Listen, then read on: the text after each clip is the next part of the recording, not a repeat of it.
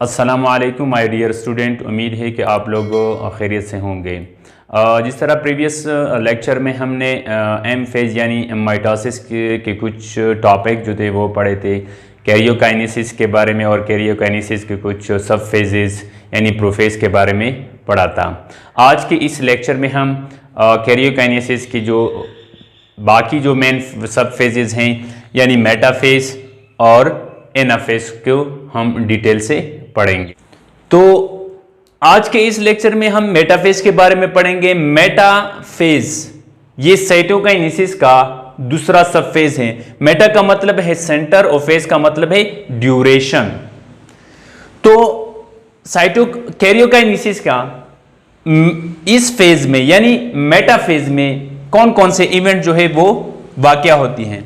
Number first, chromosomes become more visible during metaphase. Chromosome जो है वो मोर विजिबल होते हैं यानी हमें नजर आ रहे होते हैं। Number two, kinetochore microtubule of spindle attach to the kinetochore region of chromosome. जो काइनेटोकोर माइक्रोट्यूब्यूल्स होते हैं स्पैंडल फाइबर्स, वो क्रोमोसोम के काइनेटोकोर रीजन के साथ अटैच हो जाते हैं। किस तरह? जिस तरह ये आप लोगों को ये स्ट्रक्चर जो नजर आ रहा है, ये क्या है? ये एक रिप्लिकेटेड क्रोमोसोम है। ये जो पॉइंट आप लोगों को नजर आ रहा है इसको हम सेंट्रोमेयर कहते हैं। सेंट्रोमेयर के इर्द गिर्द एक लेयर सी बनी होती है प्रोटीन्स की या रीजन होती है। इस रीजन को हम नाम देते हैं काइनेटोकोर रीजन। तो काइनेटोकोर रीजन के साथ स्पैंडल फाइबर जो है यानी काइनेटोकोर माइक्रोट्यूब्यूल वो अटैच हो जाते हैं। इस तरह chromosomes arrange at the centre of the cell यानी थर्ड पॉइंट, क्रोमोसोम जो है वो फिर जब काइनेटोकोर माइक्रोट्यूब्यूल सेंट्रोमियर के साथ अटैच हो जाते हैं, इसके बाद क्रोमोसोम की अरेंजमेंट सेल की सेंटर पे होती है। किस वजह से? यानी काइनेटोकोर माइक्रोट्यूब्यूल की वजह से। लास्ट में centromere attached to two fibres one from each pole. यानी ये जो क्रोमोसोम है इसमें ये रीजन क्या है? ये सेंट्रोमियर है यानी सेंट्रोमियर की दोनों साइड से स्पैंडल फाइबर जो है यानी यहां से इस साइड से एक काइनेटोकोर माइक्रोट्यूब्यूल जो है वो अटैच हो जाता है और इस साइड से एक काइनेटोकोर माइक्रोट्यूब्यूल जो है वो अटैच हो जाता है। फिर इसके बाद क्रोमोसोम की अरेंजमेंट सेल की सेंटर पे होती है जिस तरह आप लोगों को नजर आ रहा है। तो इस अरेंजमेंट को फिर क्रोमोसोम की इस अरेंजमेंट को फिर हम क्या कहते हैं? मेटाफेज प्लेट का नाम देते हैं। Metaphase plate. ठीक। तो इस तरह क्रोमोसोम की अरेंजमेंट सेल की सेंटर पे होती है। क्यों सेल की सेंटर पे क्रोमोसोम की अरेंजमेंट क्यों होती है? क्योंकि आप लोगों को पता है कि माइटोसिस प्रोसेस के दौरान पेरेंट सेल जो है उसकी डिवीजन होती है। यानी फॉर एग्जांपल ये क्या है? ये एक पेरेंट सेल है। जब माइटोसिस होती है तो ये parent cell to daughter cell में डिवाइड हो जाती है। तो पेरेंट सेल में अगर हम देखें तो क्रोमोसोम की तादाद 46 होती है। यानी इसको हम डिप्लॉयड सेल भी कहते हैं। ये diploid cell. Diploid cell. Diploid cell का मतलब क्या है? The cell having complete number of chromosome is called diploid cell. यानी अगर हम ह्यूमन में देखें तो ह्यूमन में सेल के अंदर क्रोमोसोम की तादाद 46 होती है। जब ये सेल डिवाइड हो जाती है टू डॉटर सेल में, तो डॉटर सेल में भी क्रोमोसोम की तादाद 46 ही रहती है। ठीक, तो जब 46 क्रोमोसोम डॉटर सेल में रहती है तो मींस इसका मतलब यह है कि सेल में क्रोमोसोम जो है उसकी डिस्ट्रीब्यूशन हो जाती है, क्योंकि इंटरफेस में हमने पढ़ा था कि डीएनए के सिंथेसिस होती है, डीएनए की सिंथेसिस होती है, यानी डीएनए तादाद में डबल होती है। जिस तरह आप लोगों को यह भी पता है कि पेरेंट सेल में, यानी वो सेल जिसमें सेल डिवीजन नहीं होती, वहां पे क्रोमोसोम जो है वो इस शक्ल में होता है, यानी यहां पे सिंगल डीएनए है। जब सेल डिवाइड हो जाती है तब क्रोमोसोम यानी डीएनए की रेप्लिकेशन हो जाती है, फोटोकॉपी बनती है। तो इस वजह से फिर क्रोमोसोम जो है वो ये शक्ल इख्तियार कर लेता है। क्यों? क्योंकि आगे क्रोमोसोम जो है वो 2 डॉटर सेल में ट्रांसफर होने हैं, यानी 46 क्रोमोसोम इस डॉटर सेल में ट्रांसफर होने और 46 जो है वो इस डॉटर सेल में ट्रांसफर होने हैं। तो यह इसलिए क्रोमोसोम जो है वो इसकी रिप्लिकेशन डीएनए की रिप्लिकेशन हो जाती है और इस तरह का स्ट्रक्चर जो है वो बनता है। जब डॉटर सेल में क्रोमोसोम ने ट्रांसफर होना है तो ये क्रोमेटिड जो है ये इस तरह एक क्रोमोसोम जो है वो एक डॉटर सेल में चला जाता है और दूसरा इस किस्म का क्रोमोसोम जो है वो दूसरी डॉटर सेल में चला जाता है। इसलिए मेटाफेज में क्रोमोसोम जो है इस शक्ल में होते हैं। और सेंटर पे क्यों होते हैं? क्योंकि डॉटर सेल यानी 46 क्रोमोसोम है, 46 क्रोमोसोम इस डॉटर सेल में ट्रांसफर होने हैं और 46 क्रोमोसोम जो है वो इस डॉटर सेल में ट्रांसफर होने हैं। यानी यहां पे मेटाफेज में क्रोमोसोम की जो डिस्ट्रीब्यूशन है वो होती है, यानी यूनिफॉर्म जो डिस्ट्रीब्यूशन होती है, यानी जितने नंबर जो है वो इस साइड पे चले जाते हैं और इक्वल नंबर जो क्रोमोसोम के होते हैं वो इस साइड पे चले जाते हैं। अगर डॉटर सेल में क्रोमोसोम ज्यादा चले जाए या कम चले जाए फिर इसे माइटोटिक डिसऑर्डर जो है वो होती है।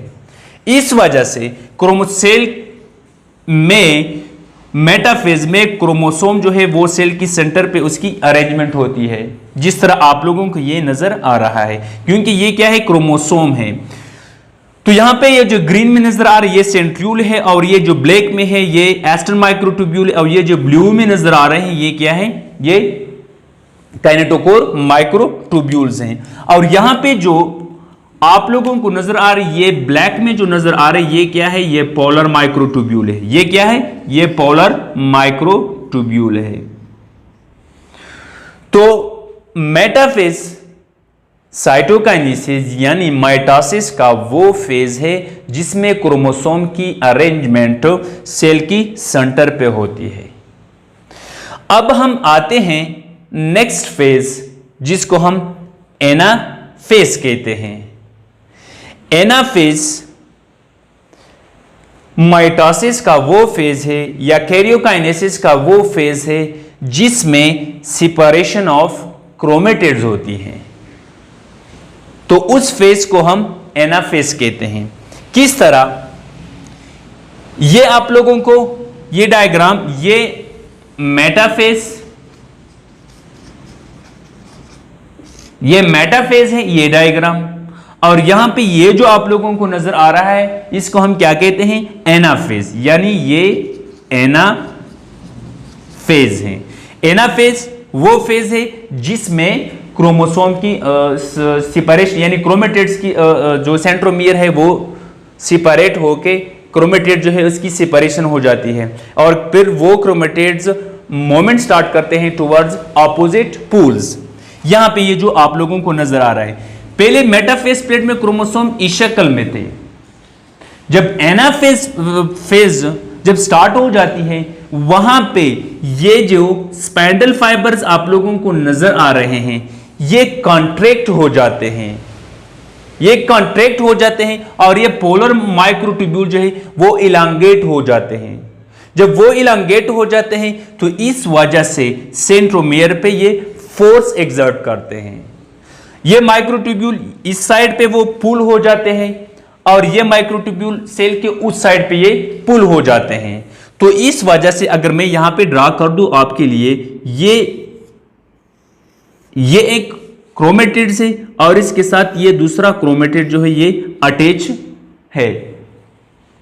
तो ये काइनेटोकोर माइक्रोट्यूब्यूल है और ये काइनेटोकोर माइक्रोट्यूब्यूल, ये काइनेटोकोर माइक्रोट्यूब्यूल सेल के उस साइड पे ये कॉन्ट्रैक्ट हो जाता है और ये इस साइड पे कॉन्ट्रैक्ट हो जाता है। जब ये इस साइड पे कॉन्ट्रैक्ट हो जाता है तो ये क्रोमेटिड्स इस साइड पे मूव करेगा और यहां पे ये जो क्रोमेटिड्स है ये सेल के इस साइड पे मूवमेंट करेगा।